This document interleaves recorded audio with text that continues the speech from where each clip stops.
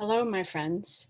My name is Rebecca Thistlethwaite, and I am the owner of Commit to Live Health and Wellness Coaching. I'm a certified health and life coach, and I work one-on-one with clients to help them achieve their health goals. And I also do group coaching and provide workshops to small and large organizations. So I put on this workshop a few nights ago with a great group of people, and I did not record it because we spoke about some pretty heavy personal stuff. So instead, I decided to record myself just sharing the presentation and giving you all some tips on how you can cope with the coronavirus pandemic and get through this. I know it's a really challenging time for a lot of people. I hear from a lot of friends and colleagues that they are experiencing a lot of anxiety and sadness and fear and overwhelm, uncertainty, feelings of helplessness. Some folks are feeling really angry and they don't even know why or where it's coming from. And then just, a lot of confusion about where we're headed. So it is very uncertain times right now, and that uncertainty can be very unsettling for a lot of people. So I'm in the process right now of taking a really interesting psychology course through Oregon State University called Punch Through Pandemics with Psychological Science. So much of what I'm going to share tonight is drawn from that course. I also drew inspiration from Dr. Rick Hansen. One of my favorite books of his is called Resilience, and it's how to build internal resources to get through hard times.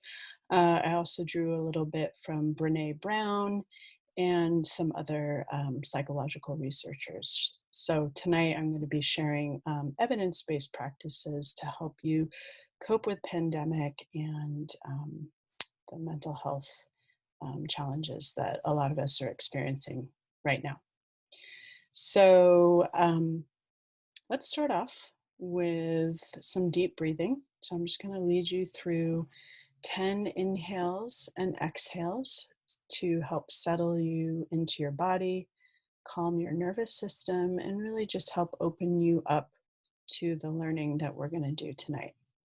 So let's inhale for a count of 4 and exhale for a longer count of 6. That really helps calm your nervous system. So inhale, 1, 2, 3, 4. Exhale, 1, 2, 3, 4, 5, 6. Inhale, 1, 2, 3, 4. Exhale, 1, 2, 3, 6. Inhale, 1, 2, 3, 4. Exhale, 1, 2, 3, 4, 5, 6. Let's just do one more. Inhale for a count of 4. 1, 2, 3, 4. Exhale, 1, 2, 3, 4, 5, 6. Nice work. So if this was in a workshop format, I would ask each of you to say your name, where you live, and one word to describe how you're feeling at this very moment. So why don't you go ahead and just think of that word, maybe scribble it down in your notebook or say it out loud.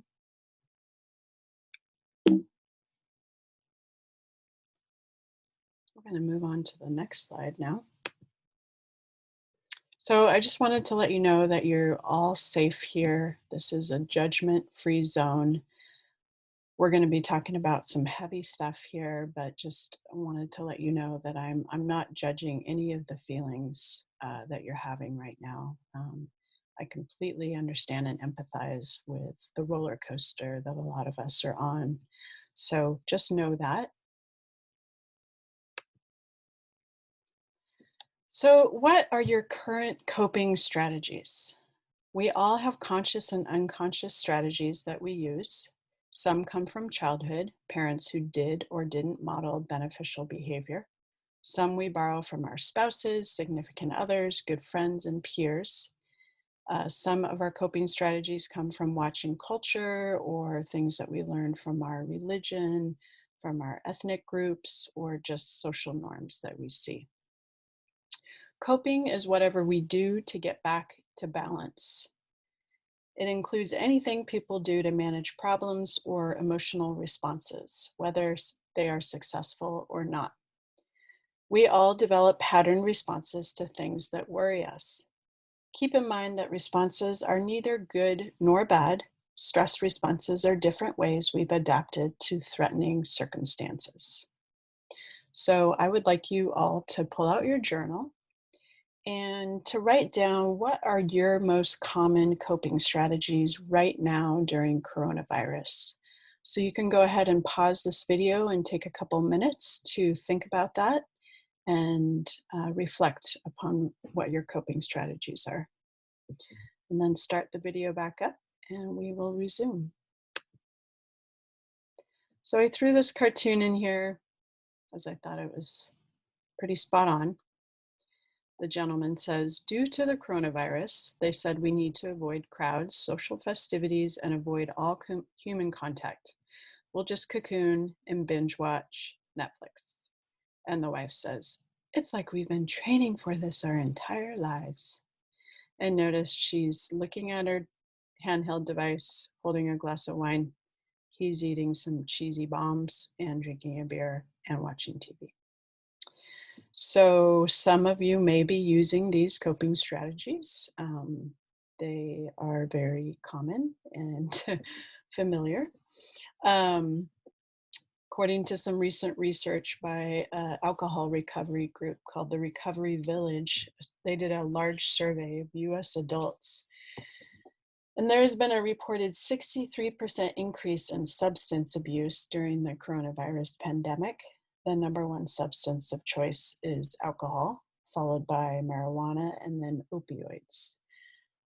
So turning to substances to mask or numb some of your feelings or feelings of overwhelm and anxiety or just scary feelings. That's pretty common. It's not necessarily the best strategy, as I'm sure you're aware. So let's talk about some other strategies that people use. So coping strategies are kind of split into two different buckets. There's problem-focused coping, which is also known as approach coping because you are approaching the problem. This involves directly facing the stressful situation and working hard to resolve it. An example would be if you have been furloughed from work and are now short on cash. A problem-focused coping strategy may be to call your creditors and ask for a 2-month waiver of payments, or start that side hustle you've been thinking about for a long time to bring in some extra cash flow. So that would be a very problem-focused coping strategy. So some examples are active coping, I do what it has to be done, planning, I make a plan of action, or suppression of competing activities. I put aside other activities so I can focus on one. The other bucket of coping strategies that have been identified by researchers are what are known as emotion-focused coping. And they're also, another word for them are avoidant coping strategies. So sometimes the first thing you do is deal with the emotions surrounding the stressor. For example, a person finding out that his or her mother is COVID positive may experience a surge of fear and anxiety and so be driven to cope with these feelings first. The person may deny the test results or not want to talk about them for some time, however. This strategy of coping is referred to as emotion-focused coping because you can either use mental or behavioral methods to deal with the feelings resulting from the stress. So some examples of emotion-focused coping are reaching outside of yourself for social support for either practical reasons or emotional reasons. Acceptance, just learning to live with it. turning to religion or spirituality, venting of emotions, just letting those feelings out, denial or procrastination, refusing to believe that it's happening, or not wanting to deal with it and procrastinating. Behavioral or mental disengagement, just giving up. Buffering or masking. So that includes things like emotional eating, substance abuse, binge watching Netflix, spending hours and hours on social media, stuff like that. In general, people who rely primarily on problem solving coping adapt better to life stressors and experience less negative effects than those who make use of emotion focused or avoidant coping. So here's another opportunity for you to journal. What are your two most common coping methods based on those two buckets that I just shared with you? So why don't you take a moment, pause this video, and write down in your journal, what are your two most common methods? So drawing from either the motion focus list of strategies or the problem focused list of strategies. And then after you're done doing that, you can resume the video and we'll get back to talking. So, who copes well? A person first sees the stressor for what it is. This is called primary appraisal. A stressor could be perceived as positive, dangerous, or irrelevant. Secondly, that person appraises their resources accurately and their ability to deal with that stressor. If that stress is still present, the person has a coping strategy to overcome or lessen the stress and come back into balance.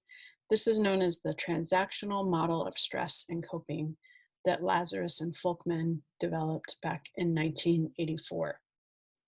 So, in very plain English, you cope better if, number one, you assess the threat appropriately, and number two, you understand your innate resources for dealing with it, aka you're good at resourcing. You believe in yourself, you draw from previous experiences of overcoming hardships, and you draw from that courage.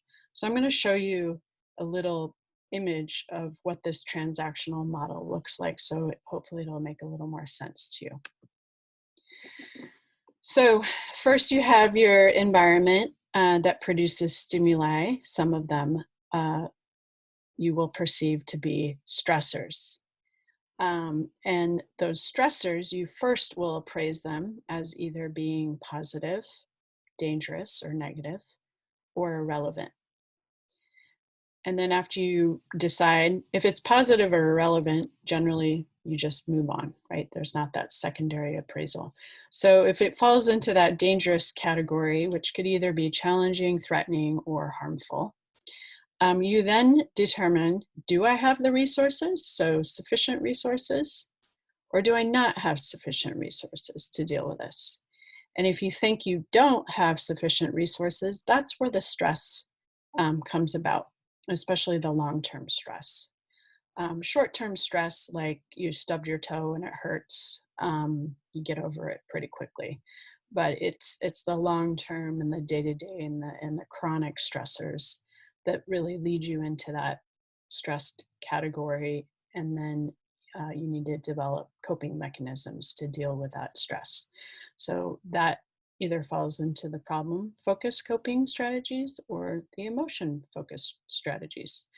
And then you cope, and it's going to be, all of this is going to be an ongoing process. It's not like you just stop coping and the stress goes away and you never have to deal with it again. It's going to just keep coming up throughout your life, and it's a constant learning process.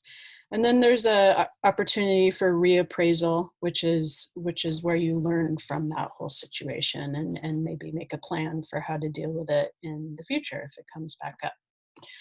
So it's really critical first to assess the stress appropriately.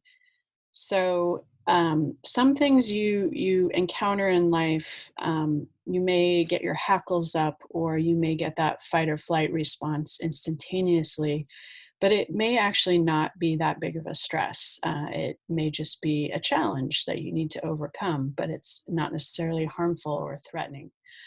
And so that's where pausing, taking some time to really assess what's going on and to not use your fight or flight response, because that's your primitive brain. It'll help you slow down and make better decisions, and overall be able to cope with stress a whole heck of a lot better. So, first, assess the stress appropriately. Take some time if you can, slow down. Obviously, if it's harmful to life or limb, you need to take quick action if it's a saber-toothed tiger or a mugger about to take you down. But if it's not those sort of life or death situations, take some time to assess the stressor appropriately. Maybe pull out your journal and write about it. And then think about, do I have the resources or not? I think it's easy to fall into the category of thinking you don't have the resources, but a way to discover those resources within you is also pull out your journal and think back to when you have overcome really big challenges in your life, or problems or failures or disasters, and how you got through that. What did you draw from to get through that? What were you feeling about yourself at that time? What kind of courage did you use to get through that situation? And kind of let that sit with you, and sort of embed those feelings into yourself, so that you can kind of pull back up those feelings of courage, and strength. And then you can better assess, like, do I really have the resources to deal with this or not? And it may turn out you're like, oh, I've been through a lot of hard stuff, I can definitely get through this one again. So you may switch from thinking you have insufficient resources to sufficient resources, which is a positive thing. Now, if you do still think you have insufficient resources, well, now you have to cope. You have to figure out what to do about that situation. So, say you've lost your job and the job market is pretty slim, and you feel like you don't have a wide skill set to compete in today's job market. So you don't think you have sufficient resources to garner yourself a good job, and ideally one where you can telecommute and get through quarantine working from home, right? Well, a way to get through having insufficient skill sets for approaching the job market would be to tackle that insufficient skill set by doing some reading, or taking some online classes, or practicing something to expand your skill set. So that would be a very like problem focused approach of like identifying your missing skill sets and tackling those missing skill sets. So then you will feel more confident to go back out into the job market. So hopefully that makes sense. I really find this chart to be incredibly helpful. In fact, I printed it up and put it on my wall so that now when a perceived stressor comes my way, I can be like, just kind of go through the steps and pull out my journal and write about it. So actually, before we move on to the next slide, I would like you to pause this slideshow and take a couple minutes to think about a current stressor in your life during coronavirus. Like, what is one just kind of key or top stressor in your life right now? And I would like you to first go through primary appraisal. What kind of stressor is this? And then secondary appraisal. Do I have the resources or not to deal with this? And if not, what coping methods can I use to work through the stressor, or lessen it, or make it go away completely? All right, so take a couple minutes to work through that, and then start your video back up again. All right, so what might be some better coping strategies during coronavirus? There's a doctor named Russ Harris who wrote this ebook that I learned about in my course called Face COVID. And face COVID stands for something. Each letter stands for a different coping strategy that I found tremendously helpful when thinking about just kind of the anxiety and overwhelm of this whole pandemic. So let's work through that. So the F in face COVID is focus on what is in your control. You can't control what happens in the future. You can't control coronavirus itself or the world economy or how your government manages this whole sordid mess. And you can't magically control your feelings, eliminating all that perfectly natural fear and anxiety either. But you can control what you do in the here and the now, and that really matters. So I have this little exercise that really helps you focus on what is within your control and what's not within your control. And hopefully you can let that go. So pull out your journal and take a couple minutes to draw a circle on the journal. And in the inside of the big circle, write I can control. And on the outside of the circle, write I cannot control. And I'd like you to jot down 4 or 5 things on the inside of the circle of what you can control right now in the here and now for how you're going to deal with coronavirus. And put on the outside of the circle all of the things that are external to you that you cannot control.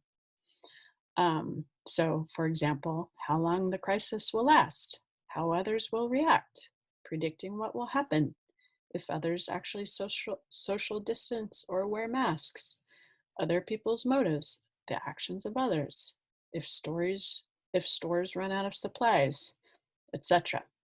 On the inside, how I follow the rules, finding fun things to do at home, my positive attitude, turning off the news, my kindness and grace, limiting my social media, exercising, eating healthy, all of those kind of things. So take a couple minutes to do this and then restart your video.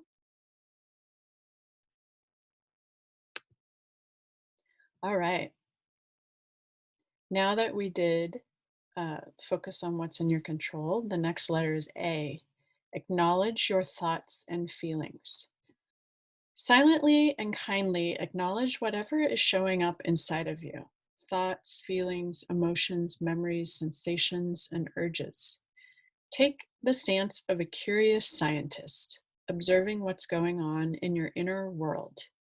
As you do this, often it's helpful to put this into words and silently say to yourself something like, I'm noticing anxiety. Here's grief. There's my mind worrying. Or I'm having a feeling of sadness. I'm having thoughts about getting sick. Don't judge the thoughts or feelings, but observe and be aware of them. Don't use adjectives. Don't get mad at yourself. Don't say things like, oh, I'm sad again, or why can't I just be happy? No judgment. Just notice like that neutral observer or a curious scientist, okay? I'm going to take a drink of my tea.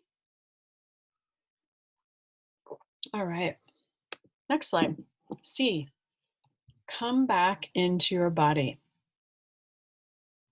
This is particularly helpful when you're noticing like a lot of anxiety coming up, or you're thinking maybe even you may be having a panic attack. Come back into and connect with your physical body. Find your own way of doing this. You could try some or all of the following methods. Slowly push your feet hard into the floor and wiggle your toes. Slowly straightening up your back and your spine. Slowly stretching your arms or your neck and shrugging your shoulders. Do some slow breathing with longer exhales as we did at the beginning. Maybe get up from your chair and do some wall push-ups or some gentle squats or some get-ups from your chair, about 10 of them. If you need even more physical activity or just want some fresh air and some time to clear your head, go out for a short walk or just a long, slow amble. And then take meditation breaks. I highly recommend this, like 5 to 10 minute meditation breaks throughout the day. Just turn off all your devices, all distractions, and just come into your body and your breath. Okay, the E in face COVID is engage in what you are doing. Get a sense of where you are and refocus your attention on the activity you are doing.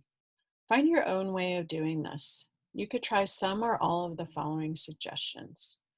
Look around the room and notice 5 things. Notice 3 or 4 things that you can hear. Notice what you can smell or taste or sense in your nose and your mouth. Notice what you're doing, the task at hand.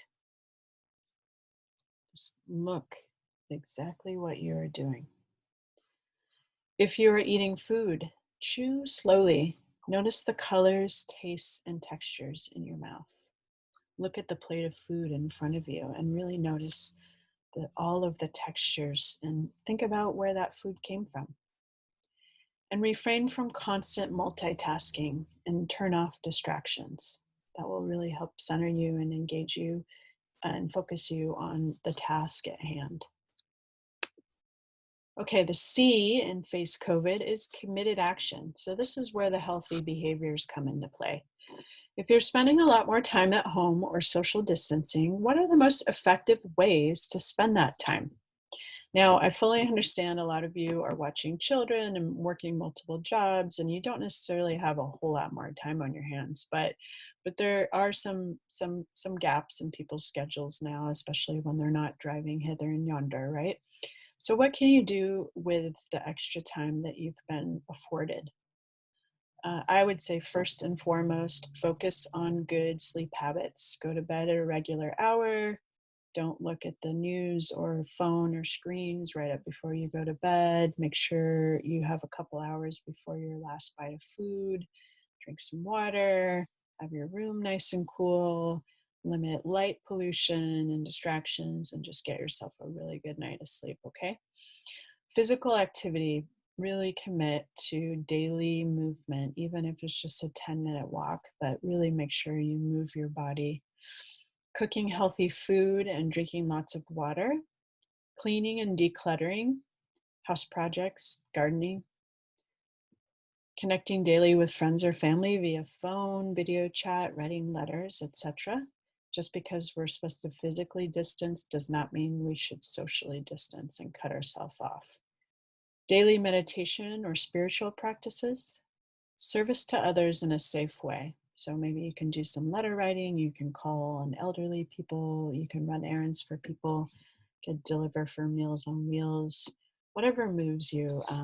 But they have found that the antidote to feeling helpless is by being helpful. So maybe there's some ways you can be of service during this time. Okay, the O in face COVID is opening up. So this is like acknowledging your feelings, but taking it even deeper. Opening up means making room for difficult feelings and being kind to yourself. Difficult feelings are guaranteed to keep on showing up as this crisis unfolds. Fear, anxiety, anger, sadness, guilt, loneliness, frustration, confusion, and many more. We can't stop them from arising, they're normal reactions, but we can open up and make room for them, acknowledge that they are normal, and allow them to be there, even though they hurt, and treat ourselves kindly. So, one practice that I use when I'm trying to treat myself kindly and just acknowledge some of these harder feelings that I'm having is to open up and acknowledge those feelings as if you were listening to your best friend or consoling a 5-year-old. If you were talking to your best friend or a 5-year-old, would you tell them to shut up or stop having the hard feelings or buck up or make fun of them or any number of things? You probably wouldn't. That's your best friend, right? Or that's your 5-year-old child. You would probably be empathetic and kind, right? So try to do that to yourself when you're having those hard feelings. Be kind to yourself as you would your own child. And ask yourself, if someone I love was going through this experience feeling, what or experience or feeling what I am feeling, if I wanted to be kind and caring towards them, how would I treat them? How would I behave towards them? What might I say or do? And then try treating yourself the same way. So if you need to, it's helpful to pull out a journal when you're having these hard feelings and write about them, and then address yourself as you would, as if you were writing to your mother or your best friend or a 5-year-old child, and just um, write a nice letter to yourself. Okay, V in Face COVID is values. Committed action should be guided by our core values. What do you want to stand for in the face of this crisis? What sort of person do you want to be as you go through this? How do you want to treat yourself and others? Your values might include love, humor, patience, courage, honesty, caring, openness, kindness, or numerous others. Look for ways to sprinkle those values into your day. Let them guide and motivate your committed action. The I in Face COVID is identify resources for help, assistance, support, and advice. This includes friends, families, neighbors, health professionals, emergency services. Make sure you know the emergency helpline phone numbers, including psychological help if required. Also, reach out to your social networks. And if you are able to offer support to others, let them know. You can be a resource for other people just as they can for you. One very important aspect of this process involves finding a reliable and trustworthy source of information for updates on the crisis and guidelines for responding to this.